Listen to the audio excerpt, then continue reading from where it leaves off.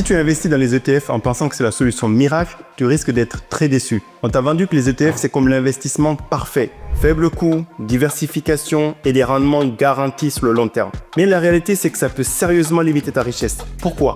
Parce qu'en fait, les ETF ont 3 gros défauts qui peuvent littéralement plafonner tes gains et même te rendre plus pauvre sur le long terme. Aujourd'hui, on démonte ensemble ce mythe, chiffre à l'appui, et je vais te montrer des alternatives bien plus puissantes. Alors si tu veux vraiment faire grandir ton argent, reste bien jusqu'au bout et observe ce qu'on va regarder dans cette vidéo parce que je vais te partager des stratégies que les investisseurs intelligents utilisent à la place des ETF.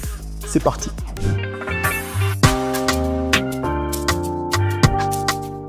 Bonjour et bienvenue sur cette chaîne, je suis Boubacar Diallo. Ici on parle d'investissement, de business, de technologie. Je suis moi-même entrepreneur et investisseur depuis 2010. Et mon objectif c'est de t'aider à améliorer ton éducation financière et à devenir un investisseur. Le premier investissement que je te demande de faire si tu n'es pas encore abonné, c'est de t'abonner sur cette chaîne, d'activer la cloche, comme ça je ne raterai pas les prochaines vidéos. On a également un forum où tu peux rencontrer d'autres investisseurs super passionnés avec qui tu pourras partager des stratégies d'investissement.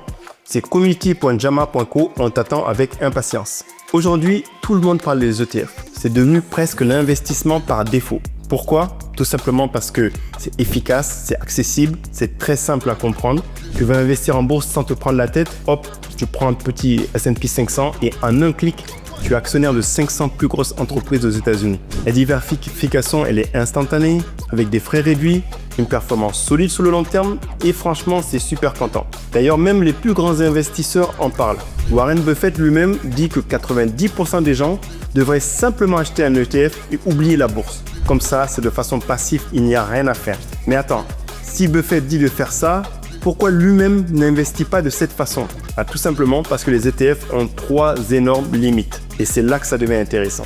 Ok, commençons par les 3 défauts majeurs des ETF. Le premier, c'est que les rendements sont limités. Tu ne battras jamais le marché et ça, c'est un vrai problème. Un ETF, c'est fait pour suivre un marché ou un indice. Donc si le marché monte de 8% par an, toi aussi tu vas monter. Mais ça veut dire que tu ne feras jamais mieux que ça. Tu seras limité. Imagine que tu sois à l'an 2000 et que tu investisses dans un ETF Nasdaq. Pendant 15 ans, ton argent va faire quasiment du surplace. Ok ? Exemple concret. Si tu avais mis 10 000 euros dans un ETF S&P 500 en 2000, en 2015, tu aurais environ 22 000 euros. Ok ? Et si tu avais investi dans Amazon, Apple ou Google à l'époque, tu serais millionnaire aujourd'hui. T'imagines la différence ? Le problème des ETF, c'est que tu investis dans toutes les entreprises, même les mauvaises. Résultat, tes gains seront tirés vers le bas. C'est comme si tu avais une équipe de foot en prenant tous les joueurs d'une ville, y compris ceux qui n'ont jamais tapé dans un ballon. Là, c'est clair, tu as une équipe de foot, mais elle ne va pas gagner la Ligue des Champions. Ok, parmi les 3 défauts majeurs des ETF, le deuxième, c'est le fait qu'il n'y ait pas de levier, donc pas d'accélération. Les riches utilisent le levier. Toi, avec un ETF, tu ne peux pas le faire en fait. Un des grands secrets des investisseurs riches, c'est qu'ils utilisent le fait de levier. Tu connais sûrement l'immobilier, tu mets par exemple 20 000 euros, la banque met 180 000 euros et boum, tu as un bien à 200 000 euros. C'est ça l'effet de levier. Sauf que les ETF, c'est 100% cash. C'est toi qui mets toute la somme. Pas de crédit, pas de levier. Donc impossible d'accélérer ton patrimoine avec ça. Un exemple concret, c'est que si tu es un investisseur qui met 20 000 euros en ETF, il va suivre le marché et tu auras peut-être 50 000 euros dans 15 ans. L'investisseur qui met ses mêmes 20 000 euros en apport pour un immeuble, il peut avoir un actif d'1 million d'euros en 15 ans. Tu préfères quoi ?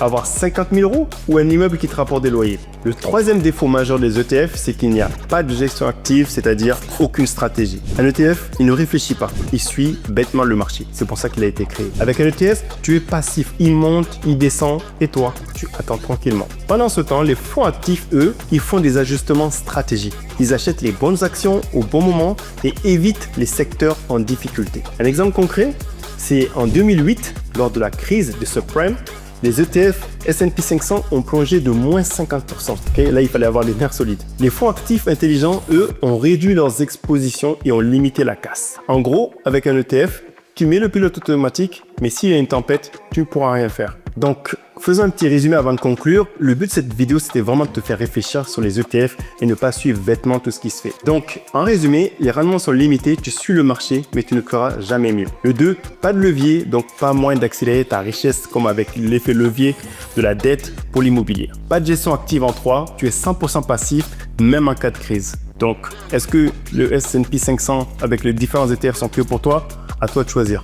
Alors en conclusion, est-ce qu'il faut vraiment miser sur les ETF? Les ETF, c'est clair, c'est simple, c'est efficace, mais est-ce que c'est vraiment la solution miracle qu'on nous vend? Oui, il y a clairement des avantages, surtout pour ceux qui veulent un investissement passif, sans prise de tête et qui débutent dans la bourse. Mais attention, si tu cherches de vrais rendements explosifs, il existe d'autres stratégies beaucoup plus performantes. Tu veux vraiment faire grandir ton patrimoine? Alors pense à explorer notamment les actions à fort potentiel, notamment Tesla, Nvidia, plutôt que tout le marché.